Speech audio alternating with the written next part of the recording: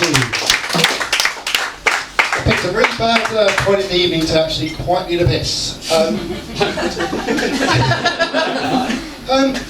My gigs lately, it's kind of been an odyssey of I talk and not many people laugh and kind of stare at me weirdly. So if laughter is the currency of comedy, I would say my comedy economy at the moment is a bit like Greece. And I want to start with a bit of a rant because, you know, we've all enjoyed a heat wave lately, yeah? And then we've had warnings each morning when I get up before I go to my shitty day job. We get warnings, it's going to be really hot today, it's going to be so warm, be careful, you know, watch out for the heat. And I kind of think, well, it's 7:30 in the morning, the windows are open, the sun's streaming in, I can feel the warmth. I don't really need to be warned of that. This morning, I watched the weather, and they basically said, you know, it's going to be a largely fine day. So how comes then, within 5 minutes of me leaving my flat, I was nearly hit by lightning, and golf ball-sized fucking hail raining down on my head, and I was so wet and dishevelled that when I got to work, genuinely, a work colleague said to me, "Oh my fucking God, you look like Gollum." That's when I need a fucking weather warning, okay? But things could be worse. Things, you know, there's always someone far worse off than you. And there's one example that I read about the other day about a guy from history who definitely is worse off than me. Has anyone here heard of the Emperor Caligula? It's not him. No, he had a very privileged position. For those of you that haven't heard about him, he's a Roman emperor, and to say he was a bit fucking strange would be an understatement. To give you a flavour of the man, he had a long-standing affair with his sister, and he once organised for a palace-sized boat to be built, to be taken out on a lake, so he could kill his own fucking mother.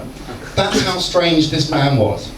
Anyway, he had a penchant apparently for watching people, his courtiers, having sex with exotic animals. One of them being a giraffe, which has been recorded.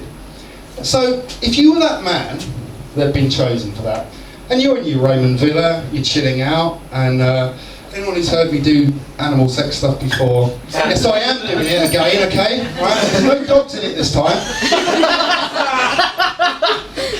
That definitely didn't go down well. Anyway, yeah, so you're this guy, there's a knock on the door, you open your door, there's a centurion there, and he says to you, "You've been summoned to the Emperor's court." And you might think, wow, that's pretty good, be invited into the inner circle, and the centurion says to you, "Yes, you've got to entertain the Emperor tonight." You think, wow, I do a bit of poetry, you know, a bit of music, you know, I wonder what he wants.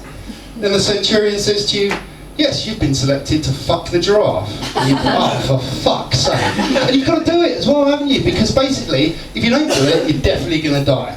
If you do it, you might die anyway. But there must have been that moment where you're there, and you're climbing up that ladder. Because, let's be honest, there's got to be some kind of ladder involved. And I'm not an animal expert, and I don't know the exact dimensions of a giraffe's easy for me to say, a giraffe's vagina. But I'm guessing there's no man in the room that could adequately satisfy one. Your foot. You kinky bastards. But we all know it's like, you know, you're having sex, and there's that moment, it's usually about 30 seconds before you come, where you think, fuck, I'm a sex god, you know, I'm amazing, I can do anything. And then, usually that's followed by the time when you come, and that feeling's replaced by inadequacy, and a strange feeling of shame. So imagine being that guy after he'd come. When you climb down that ladder, knowing that even though you're the only man in the world that's fucked a giraffe, you're still going to get executed. So I guess the good news is I'm not that man.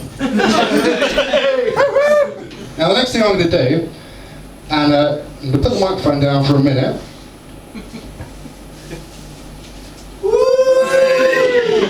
Yes, it does need the baked bean vest.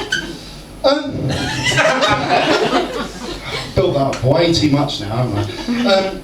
We're all familiar with the dance crazes now. There's that, you know, is it Diversity, was it? They were a famous dance troupe, I think. Who was the other one? bipolar, what they call them. Very, very energetic one moment and they're very kind of lethargic the next. Anyway, and I kind of thought, you know, look at me, you know, I don't have da rhythm, as the kids tend to say. I'm gangly and I don't dance very well. At best, maybe my moves look like the work of a mentally ill crane fly.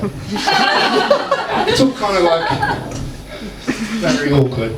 But I was thinking, can I possibly come up with a dance move that would kind of get other people interested, that would get people's attention? So I've devised a move that I like to call drop and roll. And for this, I'm going to put down the microphone. So picture this. You know, you're at disco, I'm giving it a bit of this. People at best are thinking, he's a fucking freak. And then all of a sudden, I'm drop and roll. It's a turn, yeah? Right, now, single guys in the audience. Can I just say as well, Amanda Knox is here again tonight. Is she? That was a row now, this is scary. Sorry. Let's go back to the night. Anyway, right. I still don't know anywhere that it's culture jokes, so we're alright. Anyway, yeah, we're on there, yeah. So, single guys, right? The dance floor's a very, very competitive place, yeah? So, you know, say you're on the dance floor and there's a woman you like that side and a woman you like that side. So, in this case, not that side because she might well kill you. So you're dancing away and they're, you know, they're not really noticing you. You throw in this. So you're dancing away, not really liking that, are you? No. And then all of a sudden, it's drop. Now they're interested. And so it's not Amanda Knox on that side. Drop and roll to that side, and up and roll to that side, and up again. And then all of a sudden, she's interested. And do you know the best thing about that is? In that one move, you've literally scythed down the rest of the competition.